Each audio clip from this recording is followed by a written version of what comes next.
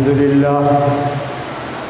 لله وكفى وسلام على عباده الذين اصطفى أما بعد فأعوذ بالله من الشيطان الرجيم بسم الله الرحمن الرحيم يا أيها الذين آمنوا كونوا قوامين لله شهداء بالقسط ولو على أنفسكم أو الوالدين والأقربين وقال الله في مقام آخر يا أيها الذين آمنوا كونوا قوامين لله شهداء بالقسط كونوا قوامين بالقسط شهداء لله ولا يجرمنكم شنآن قوم على ألا تعدلوا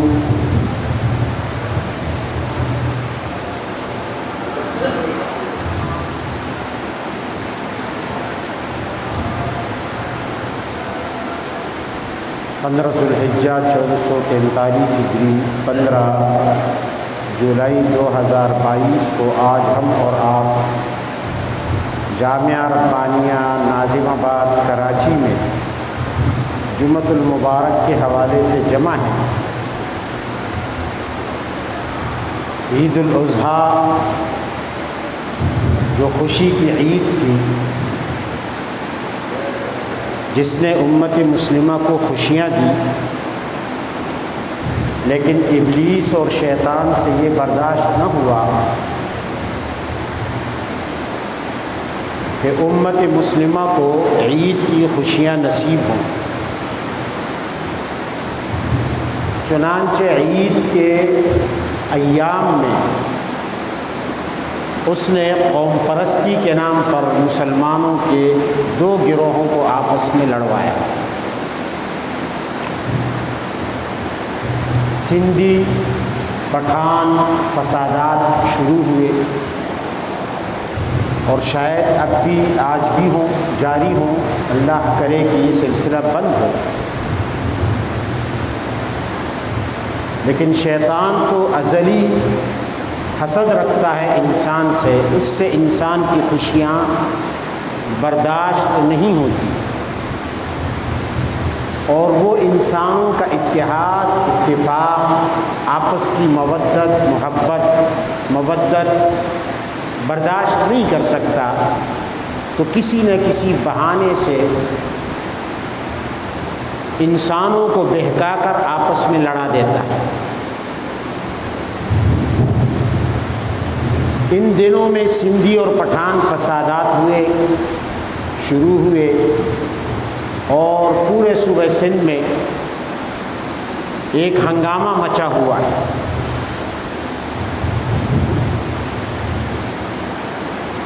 ماضی میں بھی مختلف قومیں آپس میں لڑی، پٹھان مہاجر، سندھی مہاجر، سندھی پنجابی، بلوچ پختون وغیرہ وغیرہ، قوم پرستی کے نام پر۔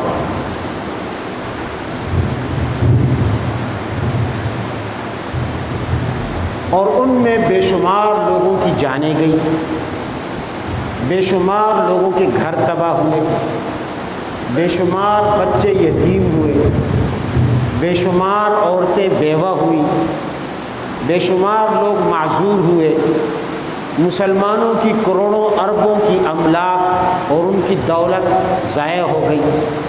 آج اگر ہم ان قوموں سے پوچھیں کہ جو اس وقت لڑ رہے تھے اور کسی کی نہیں سن رہے تھے، کہ اب بتاؤ دونوں طرف، دونوں قوموں کو کیا ملا سوائے رونے دھونے، حسرت، ندامت، پشیمانی اور شرمندگی کی اور نقصان کی، جانی اور مالی نقصان کے علاوہ وہ کون سا فائدہ ہوا جو ان آپس میں لڑنے والی قوموں کا حاصل ہوا؟ کوئی بتا سکتا ہے؟ بھائی پٹھان مہاجر لڑے تو پٹھانوں کو یہ فائدہ ہوا، مہاجروں کو یہ فائدہ ہوا۔ سندھی مہاجر لڑے، سندھیوں کو یہ فائدہ ہوا، مہاجروں کو یہ فائدہ ہوا۔ بلوچ پختون لڑے تو بلوچوں کو یہ فائدہ ہوا، پختونوں کو یہ فائدہ ہوا، کوئی بتا سکتا ہے؟ کوئی نہیں بتا سکتا۔ آج وہ دونوں طرف کی قومیں اگر حساس دل رکھتی ہوں تو شرمندگی کے سوا اور کچھ ان کے حصے میں نہیں آیا، اور اللہ کے ہاں کا حساب کتاب کا معاملہ تو الگ ہے، وہاں کی شرمندگی اور ذلت تو الگ ہے، لیکن یہ جو قومیں آپس میں لڑی ہیں، آج اگر پوچھا جائے کہ بھئی تمہیں ان لڑائیوں سے کیا ملا،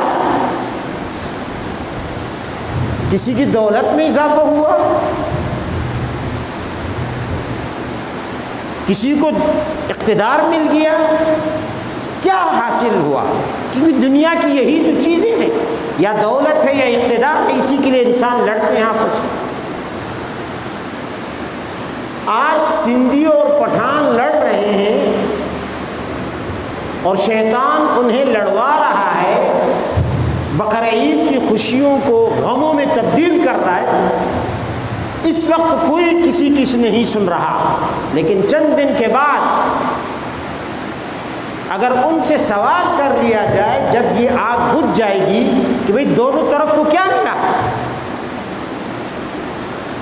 اور اللہ کی نظر میں اللہ کے ہاں ذلت اور خواری تو الگ ہے، لیکن دنیا میں کیا ملا؟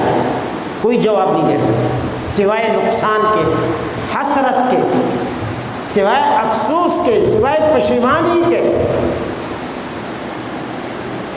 اور دنیا کی، میں تو کہتا ہوں، میں نے اس قوم پرستی کے مسئلے پر بڑا غور کیا، غور کرنے کے بعد میں اس نتیجے پر پہنچا کہ دنیا کی سب سے بڑی حماقت قومیت پر لڑنا ہے۔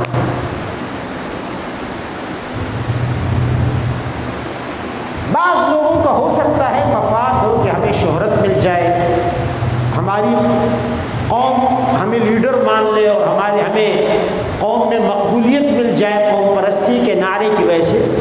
جو لڑوانے والے لوگ ہیں ان کو تو یہ چیز مل جائے گی، جس کی وجہ سے ان کو کچھ ہو سکتا ہے اسمبلی کی سیٹیں بھی مل جائیں اور ان کی واہ واہ بھی ہو، زندہ باد کے نعرے بھی لگے، لیکن بحیثیت من حیث القوم دونوں طرف کی قوموں کو کیا ملتا ہے سوائے نقصان کے، سوائے نفرت کے؟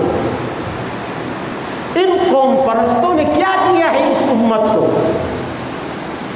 آج تک قوم پرستی کی تاریخ میں کوئی بھی قوم پرست گروہ بتا دے کہ اس نے اس امت کو کیا کیا۔ باتیں تو بڑی بڑی ہیں، نعرے بڑے بڑے ہیں، جتھے بڑے بڑے ہیں، لیکن دیا کیا اور امت کو ملا کیا؟ تو میں نے سوچا، غور کیا اس قومیت کے مسئلے پر کہ سب سے زیادہ، اس سے زیادہ بے وقوفی اور حماقت اور کوئی نہیں ہے کہ انسان قومیت کی بنیاد پر ایک دوسرے سے لڑے۔ اس کی وجہ، دلیل کیا ہے؟ دلیل یہ ہے کہ میں ایک مثال سے سمجھاتا ہوں۔ ایک علاقے میں کچھ لوگوں کے پاس آنکھیں نہ ہوں، اندھے ہوں، کچھ لوگوں کے پاس آنکھیں ہوں، تو انسان دو طرح کے ہو گئے۔ ایک طرف گروہ ہے اندھوں کا، ایک طرف گروہ ہے بینا لوگوں کا جن کے پاس آنکھیں ہیں۔ اب اس بنیاد پر دونوں لڑنا شروع کر دیں کہ اندھے کہیں کہ ہماری اپنی برادری ہے اور ہم ایک دوسرے کی حمایت میں اسی لیے لڑیں گے کہ ہم سب اندھے ہیں، دوسری طرف والے کہیں کہ ہم اس لیے لڑیں گے کہ ہم سب آنکھوں والے ہیں تو ہمارا ایک گروپ ہے، یہ ہمارے گروپ سے باہر ہیں اس لیے کہ ان کے پاس آنکھیں نہیں ہیں، اور اندھے اور آنکھوں والے لڑنا شروع کر دیں۔ آپ بتائیں، ایک سوال ہے، کیا یہ لڑائی عقل کے مطابق ہے؟ عقل میں آنے والی چیز ہے؟ کیوں؟ سوال یہ، اگر اندھے لوگ اپنا ایک جتھا بنا لیں اور بینا لوگ اپنا جتھا بنا لیں اور اس بنیاد پر لڑنا شروع کر دیں،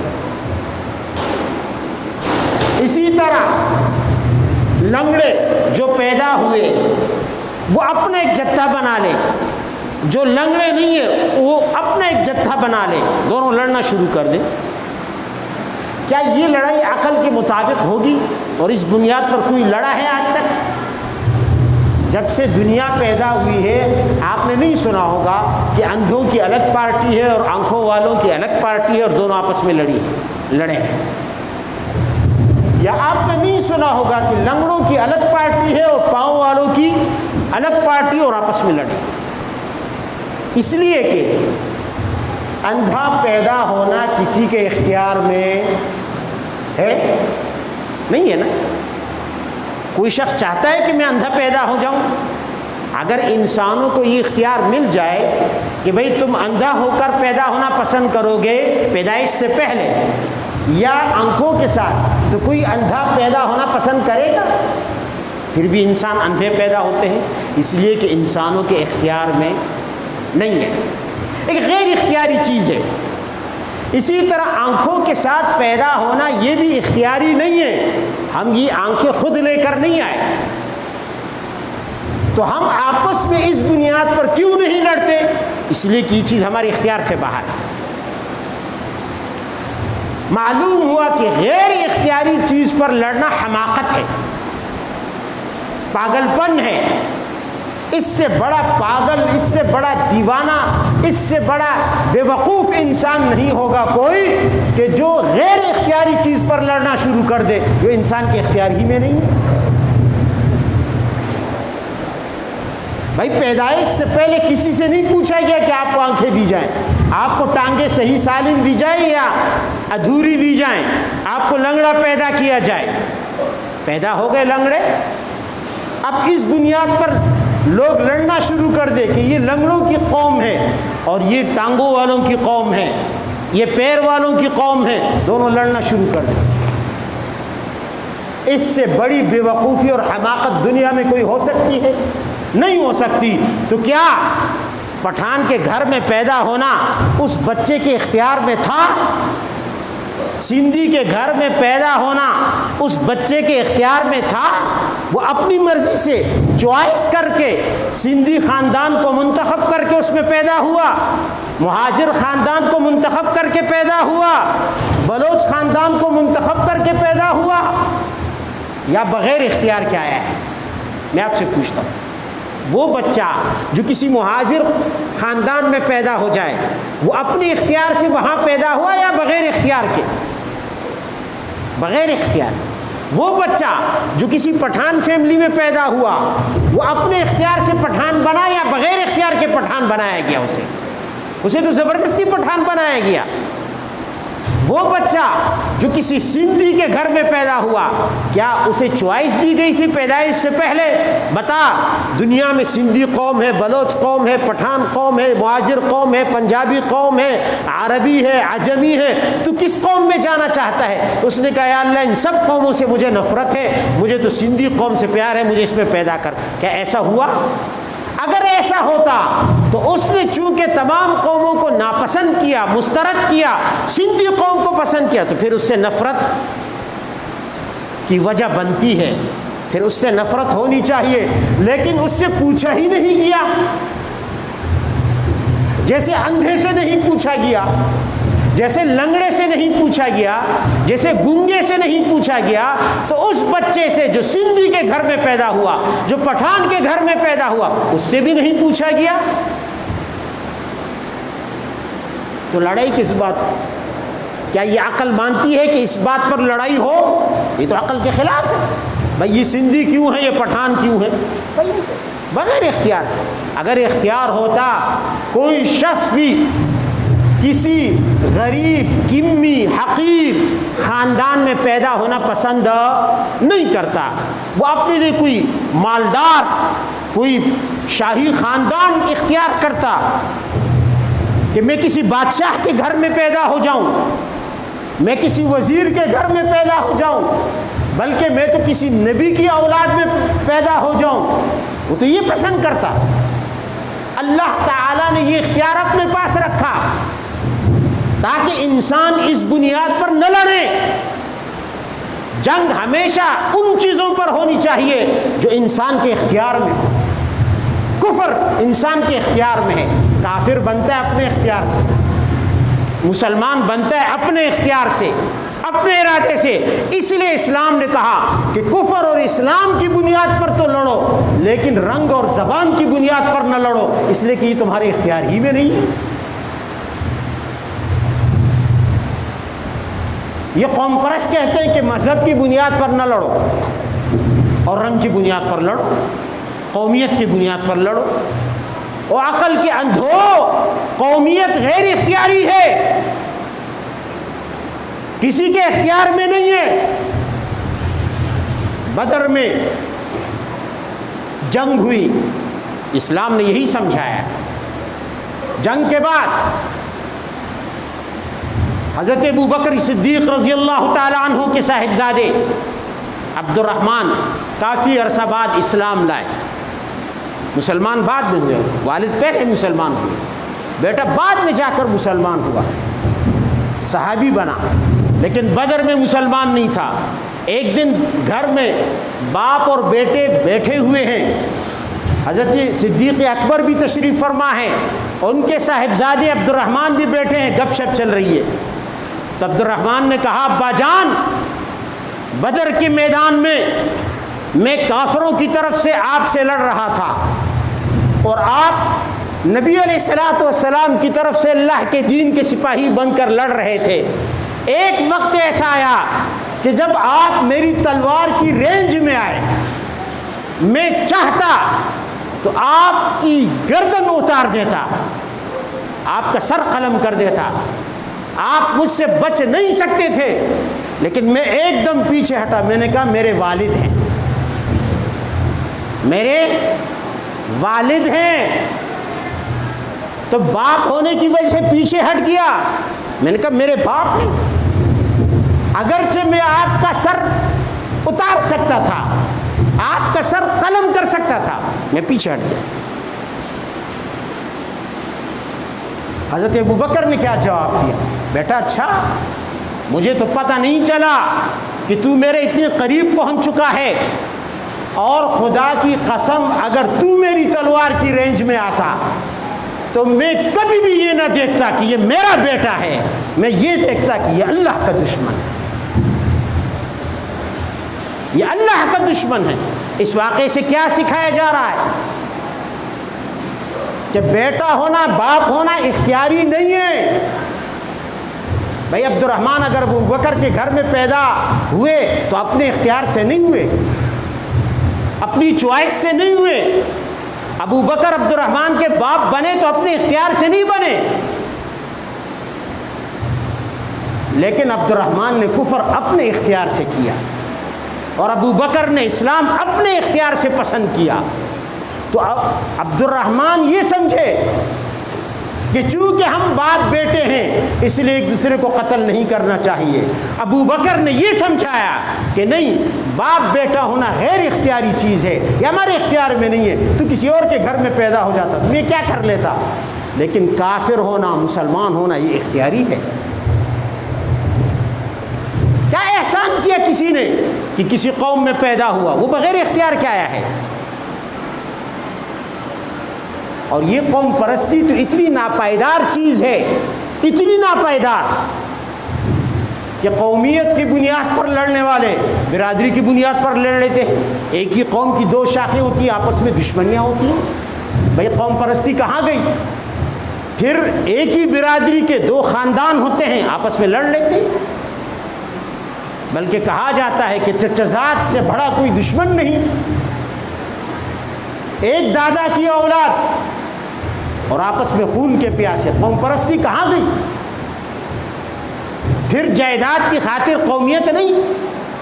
اس لیے یہ جو سندھی مہاجر، یہ جو سندھی پٹھان فسادات شروع ہوئے، دونوں قوموں کو چاہیے اللہ تعالیٰ نے فرمایا کونوا قوامین للہ شہداء بالقسط،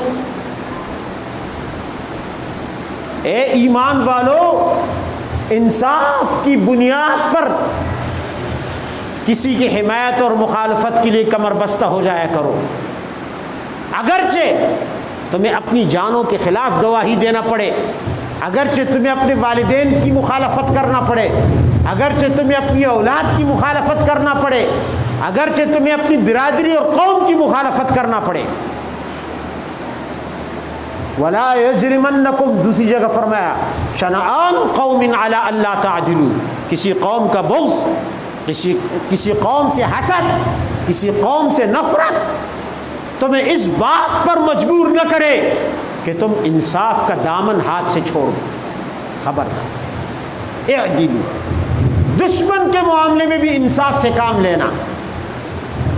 میں دونوں قوموں سے کہتا ہوں، پٹھانوں سے بھی اور سندھیوں سے بھی، اپنے اپنے علاقوں میں،